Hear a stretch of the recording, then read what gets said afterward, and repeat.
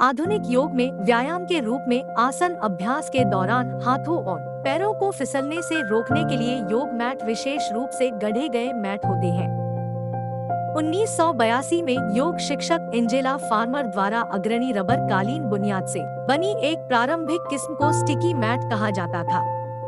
आधुनिक समय से पहले ध्यान योग और हठ योग का अभ्यास नंगे जमीन पर किया जाता था, कभी कभी हिरण या बाघ की खाल के साथ। योग के ऊर्जावान रूपों के लिए उपयुक्त आधुनिक मैट प्लास्टिक, रबर और कभी-कभी हेसियन और कॉर्क सहित अन्य सामग्रियों से बने होते हैं, जो लागत, आराम, पकड़ और वजन का व्यापार करते हैं। योग चटाई को योग के व्यावसायीकरण के सबसे सर्वव्यापी प्रतीकों में से एक कहा गया है।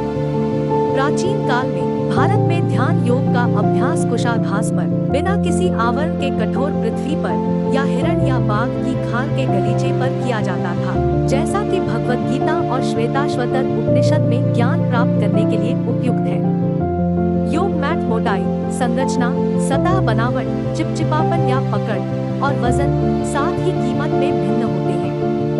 वे आम तौर पर लगभग 6 फीट लंबे होते हैं और उनकी चौड़ाई 2 फीट होती है। योग मैट की मोटाई हल्की यात्रा शैली से 2 mm से 3 mm और उच्च प्रदर्शन मैट या तो 6 mm तक होती है। योग चिकित्सा के लिए नरम मैट कई रंगों और पैटर्न में उपलब्ध है। संरेखण मैट उचित संरेखण के लिए गाइड के साथ मुद्रित होते हैं, जिसका उद्देश्य चिकित्सकों को अपने पैरों को एक दूसरे के साथ सही दूरी पर और सटीक रूप से रखने में मदद करना है।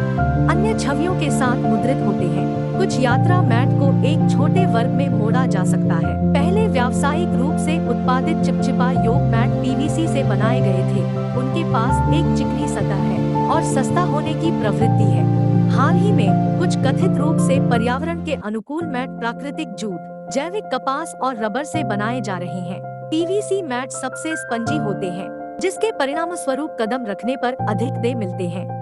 कपास और जूट जैसे फाइबर मैट सबसे मजबूत होते हैं। जूट की चटाई सबसे खुरदरी होती है। चिपचिपा पीवीसी मैट अच्छी पकड़ देते हैं, लेकिन अन्य सामग्रियों में आधुनिक बनावट वाले कुछ मैट भी अच्छी तरह से पकड़ते हैं। चिकनी मैट सबसे अधिक पकड़ प्रदान करते हैं, इसलिए अधिक ऊर्जावान शैलियों जैसे गर्म योग और अष्टांग विन्यासा योग के लिए उपयुक्त है।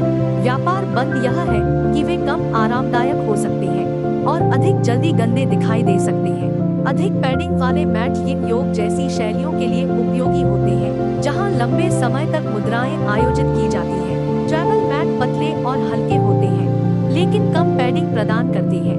स्कैंडिनेविया में कुछ योग अभ्यास कपास फ्यूटन मैट का उपयोग करते हैं। इनमें एक गद्दा होता है, आमतौर पर कपास की बल्लेबाजी की जेब के साथ, कभी-कभी ऊन या पॉलिएस्टर पास के मिश्रण और एक धोने योग्य कवर के साथ। ये अच्छी कुशनिंग और ग्रिप देते हैं, हालांकि फ्यूटन अन्य मैट की तुलना में बहुत अधिक भारी होते हैं, जिनका वजन 4.7 किलोग्राम तक होता है। पश्चिम में योग की शुरुआत के साथ कई चिकित्सकों ने लकड़ी के फर्श पर तौलिए या सूती चटाई का इस्तेमाल किया। पैर इन सतहों पर फिसल जाते हैं। त्रिकोणासन जैसी मुद्रा में स्थिर खड़े रहने के लिए ताकत की आवश्यकता होती है। 1982 में जर्मनी में योग सिखाने के दौरान एंजेला किसान ने योग कक्षाओं के दौरान तौलिए के आकार का कालीन बुनियाद का इस्तेमाल किया। वह सामग्री के साथ लंदन लौट आई। एंजेला के पिता रिचर्ड फार्मर ने जर्मन पैडिंग निर्माता से संपर्क किया और स्टिकी मैट के पहले रिटेलर बन गए। पहली उद्देश्य से बनाई गई योग चटाई का निर्माण और योगा प्रोडक्ट्स द्वारा 1990 के दशक में की गई थी। कंपनी ने शुरू में किसान शैली की चटाई का आयात किया, लेकिन यह देखते हुए कि वे उपयोग के साथ उखड़ने लगी, उन्होंने अपना अधिक मजबूत विकल्प विकसित किया।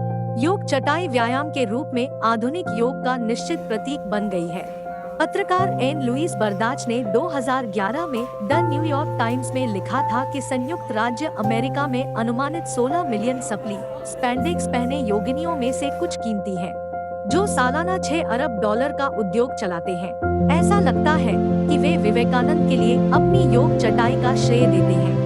योग विद्वान एंड्रिया जैन ने द वाशिंगटन पोस्ट में लिखा है कि योग के व्यावसायीकरण के सबसे सर्वव्यापी प्रतीकों में से एक चटाई है, जिसे कई लोग फिसलने से रोकने के लिए एक आवश्यकता मानते हैं।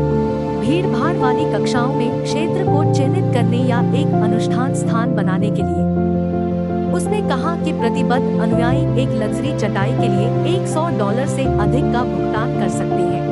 योग विद्वान नूरा हेलेना कोरपेलेने ने सहमति व्यक्त की कि योग चटाई का एक अनुष्ठान कार्य था। प्रत्येक अष्टांग योग सत्र एक योग चटाई खोलने के साथ शुरू होता है। सीधे खड़े होने की मुद्रा, समस्ती लेना और मंत्र का जाप करना। अभ्यास एक मंत्र, विश्राम और चटाई को ऊपर उठाने के साथ समाप्त होता है।